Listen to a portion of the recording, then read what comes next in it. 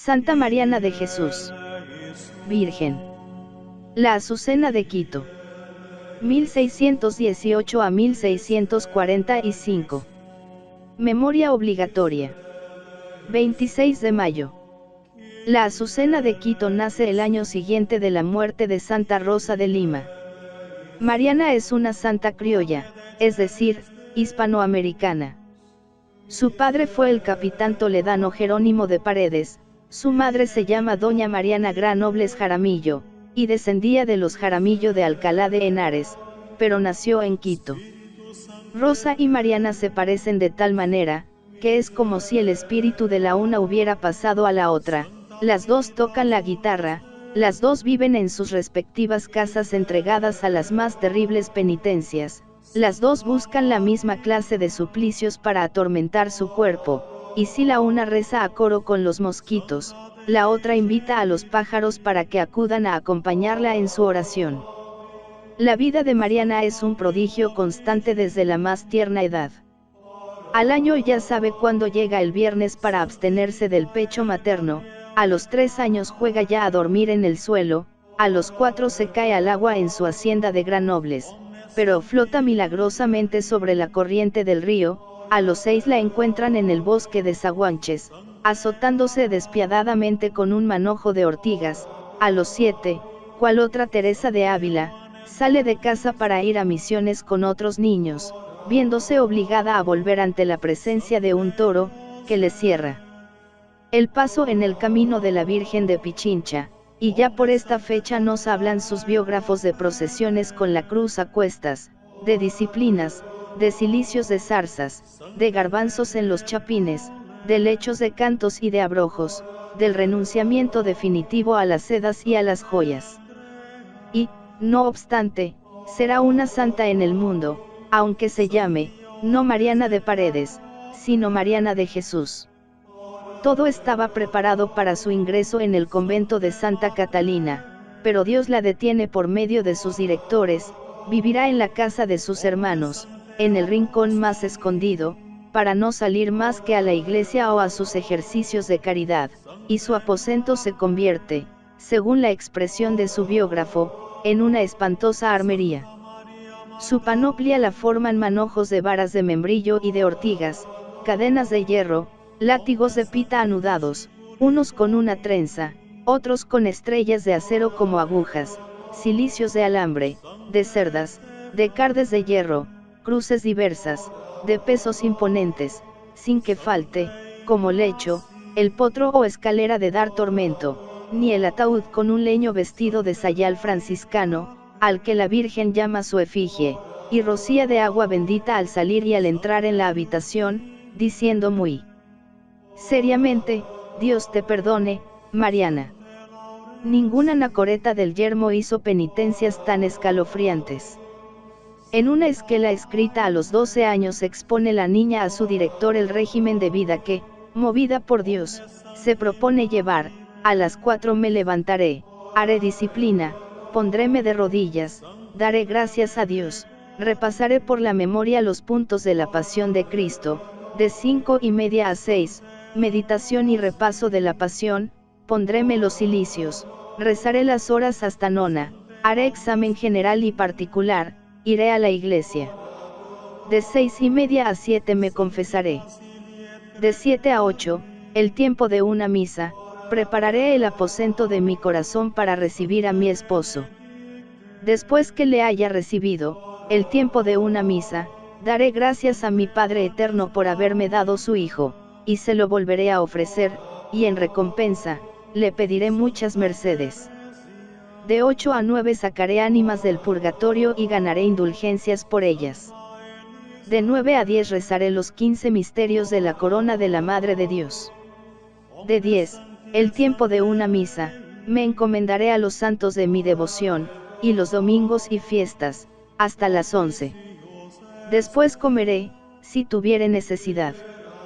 A las 2 rezaré vísperas y haré examen general y particular. De 2 a 5, ejercicios de manos y levantar mi corazón a Dios, haré muchos actos de amor. De 5 a 6, lección espiritual y rezar completas. De 6 a 9, oración mental, y tendré mucho cuidado de no perder de vista a Dios.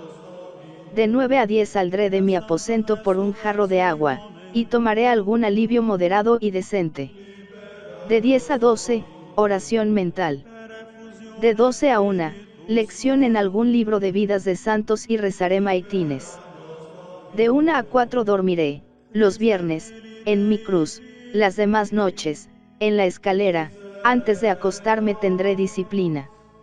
Los lunes, miércoles y viernes de los Advientos y Cuaresmas, la oración, desde las 10 hasta las 12, la tendré en cruz, los viernes, garbanzos en los pies, y me pondré una corona de cardes, ayunaré sin comer toda la semana.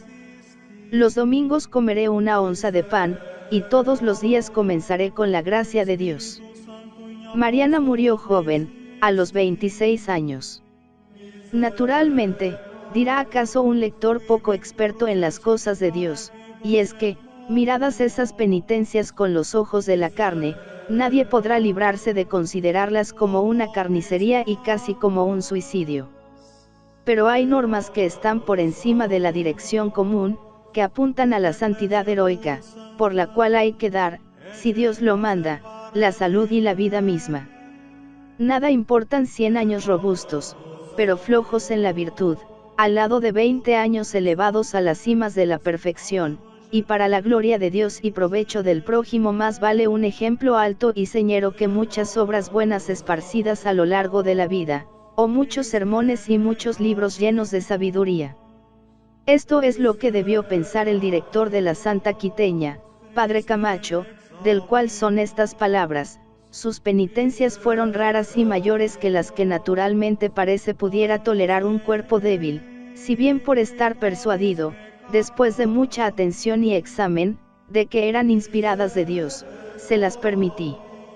Y aún le permitió aumentarlas. La onza de pan, de diaria, pasó a alterna, después se redujo a 1/4 de onza cada 15 días, y al final, durante 7 años, se suprimió totalmente, siendo el único alimento de la Santa la Sagrada Comunión.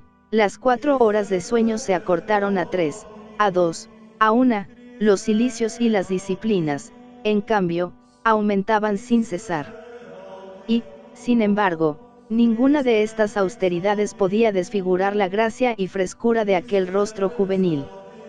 Dios le había concedido este privilegio excepcional, para que nadie pudiese criticar aquella entrega voluntaria a los tormentos, y aún para ocultarla, aunque, a la larga, todo ocultamiento fue imposible.